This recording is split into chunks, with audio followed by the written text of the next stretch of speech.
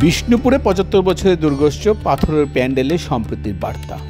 এবছর ৭৫ বছরে পদার্পণ করল বিষ্ণুপুরের ঐতিহ্যবাহী দুর্গাপুজো। জাঁকজমক অভিনত্যের দিক থেকে এবছরের থিম হয়ে উঠেছে সবার নজর কাড়া। দুবাইয়ের বিশ্ববিখ্যাত আটলান্টিস দ্য রয়্যালের কাঠামো আদলে তৈরি হচ্ছে পূজা মণ্ডপ, যা নির্মিত হচ্ছে আসল পাথর দিয়ে। পূজা কমিটির পক্ষ থেকে দেবাশিস দাস জানিয়েছেন, প্যান্ডেল নির্মাণের দায়িত্ব নিয়েছেন মহরউদ্দিন। তার নেতৃত্বে প্রায় ১৫ জন কারিগর দিনরাত পরিশ্রম করে যাচ্ছেন। নির্ধারিত সময়ের মধ্যে কাজ শেষ করতে সবাই প্রাণপণ চেষ্টা চালাচ্ছেন।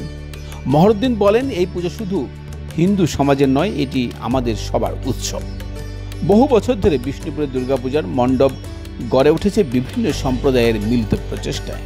এখানে কখনো প্রশ্ন ওঠেনি কে কোন ধর্ম বা জাতের মানুষ, একই সঙ্গে কাজ করা আমাদের আনন্দ, তিনি জানান। ৭৫ বছরের পুজো তাই শুধু ধর্মীয় আচার নয়, সাম্প্রদায়িক সম্প্রীতিরও প্রতীক। যখন দেশ জুড়ে বিভেদের বাতাবরণ ছড়ানোর চেষ্টা চলছে, তখন বিষ্ণুপুরের দুর্গোৎসব সকলকে নতুন করে বার্তা দিচ্ছে, উৎসব মিলনের, বিভেদের নয়। সুদীপ শর্মা চৌধুরীর প্রতিবেদন, আওয়াজ দ্য ভয়েস, গুয়াহাটি।